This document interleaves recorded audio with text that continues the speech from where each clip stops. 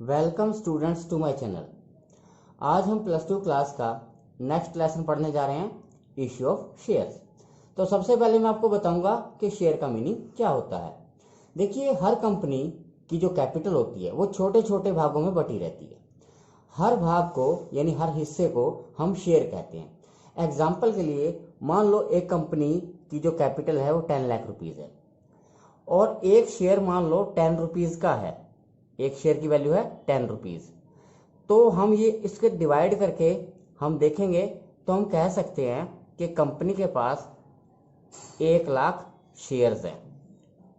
तो स्टूडेंट्स, मैं आपको बताना चाहूँगा, मान लो कंपनी के एक शेयर की वैल्यू 10 रुपीज़ है, तो इस 10 रुपीज़ को भी कंपनी शेयर होल्डर से इकट्ठा नहीं मांगती। अब शेयर होल्डर कौन लोग होते हैं? देखिए, शेयर होल्डर वो लोग होते हैं जो कंपनी के शेयर्स खरीदते हैं। तो कंपनी इस 10 रुपीज़ को इंस्टॉलमेंट में मंगाती है और इंस्टॉलमेंट का नाम होता है एप्लीकेशन, अलॉटमेंट, फर्स्ट कॉल और फाइनल कॉल। तो इस 10 रुपये को छोटे छोटे अमाउंट्स में बांट देती है, जैसे 2 रुपये, 3 रुपये, 2 रुपये, 3 रुपये, या किसी भी तरह से बांट सकती है वो। तो इनको हम इंस्टॉलमेंट्स कहते हैं, एप्लीकेशन, अलॉटमेंट, फर्स्ट कॉल और फाइनल कॉल। तो मैंने एक एग्जांपल लिया है आपके लिए कि जब कंपनी शेयर इशू करती है तो वो कौन कौन सी जर्नल एंट्री करती है। तो देखिए, कंपनी का मान लो 10,000 शेयर्स हैं और एप्लीकेशन पे 2 रुपये मंगाए हैं, अलॉटमेंट पे उसने 3 रुपये मंगाए हैं, फर्स्ट कॉल पे 2 रुपये मंगाए और फाइनल कॉल पे 3 रुपये मंगाए हैं। तो वो जर्नल एंट्री किस प्रकार करेगी? तो सबसे पहली बात है कि कंपनी सबसे पहले एप्लीकेशन, मैं आपको बताना चाहूँगा, एप्लीकेशन मनी को रिसीव करेगी और एप्लीकेशन मनी को जो रिसीव करने की एंट्री होगी वो मैं लिखने जा रहा हूं, आप ध्यान से समझिए। उसकी एंट्री होगी bank account debit, bank account debit to share application account, share application account. तो अब बारी आती है अमाउंट की कि किस अमाउंट से होगी। हम 10,000 को 2 रुपीज़ से अगर मल्टीप्लाई करते हैं तो 10,000 मल्टीप्लाई बाय 2 यानी 20,000 रुपये पहले अमाउंट कंपनी को रिसीव होगा, क्योंकि लोग एप्लीकेशन भर के भेजेंगे और अमाउंट सबमिट कराएंगे, तो 20,000 रुपये कंपनी को रिसीव होगा। फिर कंपनी क्या करती है, इस अमाउंट को ट्रांसफर करती है अपने शेयर कैपिटल अकाउंट में। तो नेक्स्ट जो एंट्री होगी वो होगी एप्लीकेशन मनी को ट्रांसफर करने की, एप्लीकेशन मनी को ट्रांसफर करने की, ट्रांसफर्ड। तो देखिए इसकी एंट्री क्या बनती है, share application account debit, application account debit to share capital account, to share capital account. यानी ये जो 20,000 रुपये कंपनी का आया था वो अपनी शेयर कैपिटल में उसको ट्रांसफर कर लेती है, यानी शेयरों के पूंजी खाते में उसको ट्रांसफर कर लेती है। फिर स्टूडेंट्स, कंपनी जो है अलॉटमेंट किया करती है। तो जिन शेयर होल्डर को शेयर अलॉट किए गए हैं उनको अलॉटमेंट लेटर भेजा जाता है और साथ में ड्यू अमाउंट यानी जो अलॉटमेंट का अमाउंट है उसको चुकाने का पत्र भी उसके साथ भेजा जाता है। तो यानी मैं ये कहूँगा कि अब जो नेक्स्ट एंट्री करती है कंपनी वो अलॉटमेंट मनी ड्यू करने की करती है, अलॉटमेंट मनी ड्यू करने की करती है। तो अलॉटमेंट मनी ड्यू का मतलब ये होता है कि कंपनी को उम्मीद होती है कि उसके पास इतना अमाउंट अलॉटमेंट से प्राप्त हो जाएगा।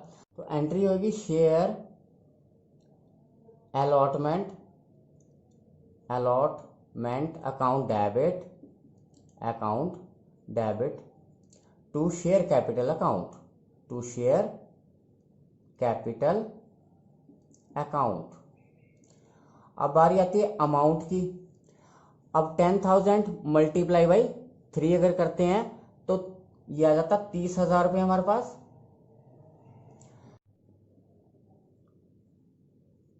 फिर कंपनी को अलॉटमेंट का अमाउंट प्राप्त होगा और उसकी जो एंट्री की जाएगी वो मैं आपको बताने जा रहा हूं। अलॉटमेंट मनी रिसीव की एंट्री होगी। तो अलॉटमेंट मनी रिसीव की जो एंट्री होगी वो होगी bank account debit, bank account debit to share allotment account,